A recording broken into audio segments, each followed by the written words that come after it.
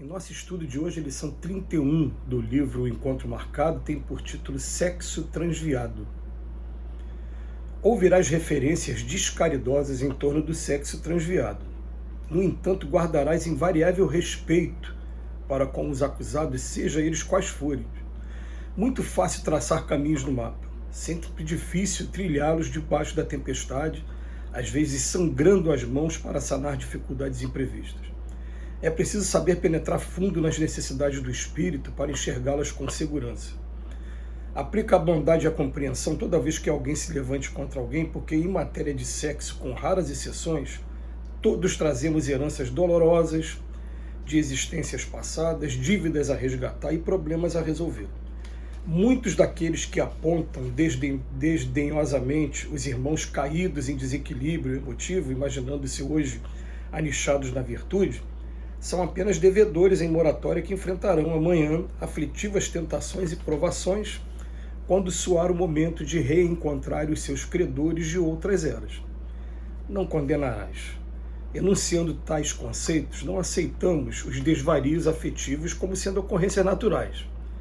Propomos-nos defini-los por doença da alma, junto dos quais a piedade é trazida para silenciar apreciações rigoristas.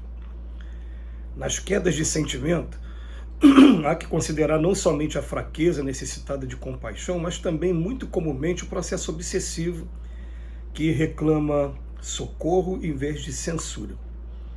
Não podemos medir a nossa capacidade de resistência no lugar do companheiro em crise, por isso é aconselhável caminhar com a misericórdia em quaisquer situações, para que a misericórdia não nos abandone quando a vida nos chame ao testemunho de segurança moral. Se alguém caiu em desvalimento ou desceu à loucura em assunto do coração, misericórdia para ele. Em todas as questões do sexo transviado, usa a misericórdia por base de qualquer recuperação. E quando a severidade nos intime a gritar menosprezo, acalentar maledicência, estender escárnio e receitar punições, recordemos Jesus. Aqueles de nós que jamais têm errado em nome do amor, seja em pensamento ou palavra, atitude ou ação, atire a primeira pedra.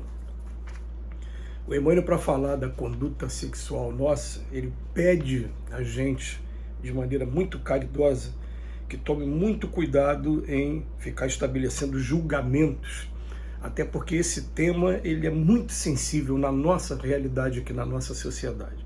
Ele vê que ele é tão sensível que, em pleno século XXI, as pessoas filmam um outro irmão aí em adultério, por exemplo, colocam nas redes sociais para poder desmoralizar a pessoa, e por conta dessas postagens a gente vê suicídios, a gente vê agressões muito graves acontecendo. Então, esse comentário do Emmanuel, que foi feito na época do lançamento do livro, que é onde a gente não tinha das redes sociais, ele é muito conveniente para todos nós, porque, em primeiro lugar, qual de nós aqui, nesse mundo de expiações e provas, não trazemos problemas com relação ao sexo, com relação aos nossos sentimentos? Quem de nós? Mas eu estou conseguindo manter um equilíbrio porque o meu gênero de prova dessa vez foi um gênero de prova que não me expôs a algumas situações. Tudo bem. Você consegue garantir que na encarnação passada você teve uma vida 100% regrada nesse campo? Outra coisa que a gente vai pedir permissão aqui aos espíritos para poder estar comentando, né? Mas o próprio Emmanuel, o que escreveu esse livro aqui, ele conta no livro Há 2000 anos que ele achou que a mulher o estivesse traindo, estivesse flertando com aquele Pôncio Pilatos, aquele mesmo que a gente conhece da história do Cristo, lá do Evangelho, e ele repudiou a esposa, a Lívia. A Lívia ficou isolada de tudo. Para quem fica aí um spoilerzinho para você depois ter curiosidade de ver o livro. E durante esse tempo, Divaldo Pereira Franco, em uma de suas palestras, falou: o Emmanuel tinha relação com outras mulheres. Ele não tinha mais com a esposa dele, ele repudiou a esposa dele.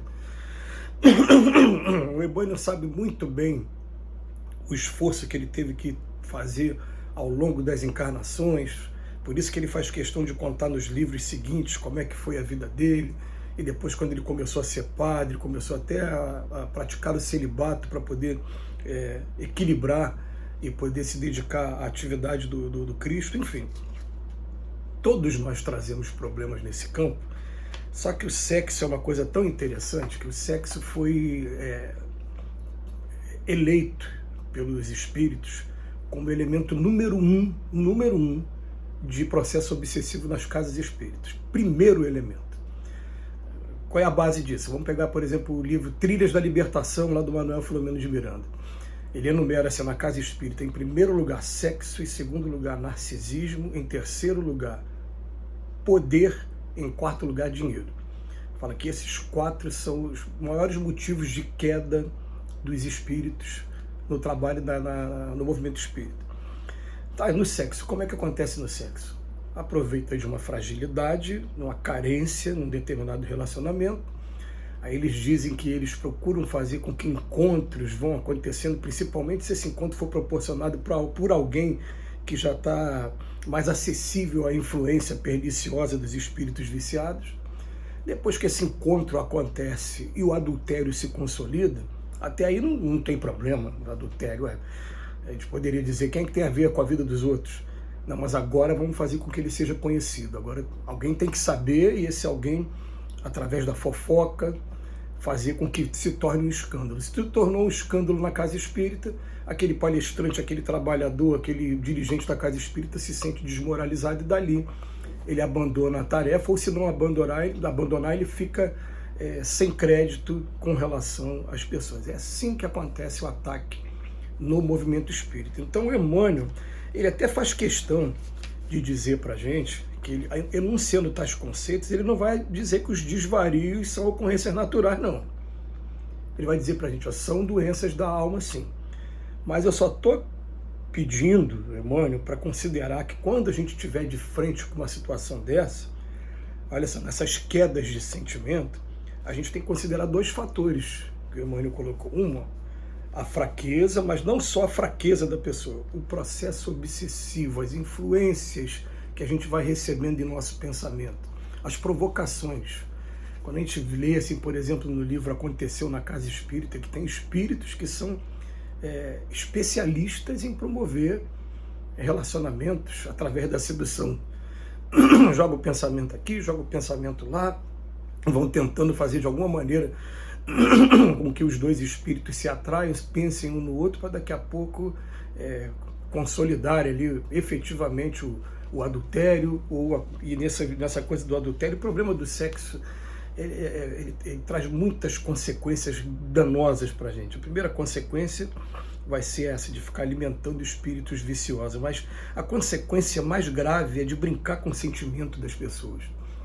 Brinca-se com o sentimento daquele com quem a gente está se relacionando e muitas das vezes também se decepciona filhos, se decepciona parentes que estão torcendo para que aquele relacionamento dê certo, aquele casamento dê certo, de maneira que a gente aos pouquinhos, de encarnação em encarnação, a gente vai aprendendo esses valores e vai chegar a um ponto de equilíbrio, sim. Aliás, o momento, até para nós espíritas, está sendo um momento de chamar atenção. Aliás, eu comecei a falar, eu falei nas trilhas da libertação, mas no livro Aconteceu na Casa Espírita também vamos encontrar um caso.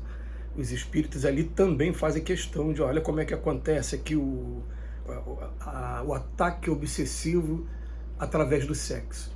E vai sempre pegar um ponto de carência nosso mesmo, um momento afetivo. A gente tem muita carência aqui no mundo de expiações e provas, tem muitas dificuldades de relacionamento mesmo, e a gente começa a partir de agora a se policiar nesse ponto. Então ele bota aqui, não podemos medir a nossa capacidade de resistência no lugar do companheiro em crise. E por isso é aconselhável caminhar com a misericórdia em quaisquer situações. Tomar muito cuidado ao emitir julgamentos. Muito cuidado. E outra coisa, né? A gente vai encerrar aqui só lembrando também de um relato feito do movimento espírita mineiro, em que uma pessoa, um dirigente de casa, estava sendo acusado de procurar uma casa de prostituição. E armaram uma verdadeira emboscada. Qual é o horário que ele vai? Qual é o dia que ele vai? Para ir lá e pegar em flagrante, vamos dizer assim. Quando chegaram na casa, estava ele tentando conversar com uma filha de um outro dirigente que estava se prostituindo para ela abandonar a casa espírita.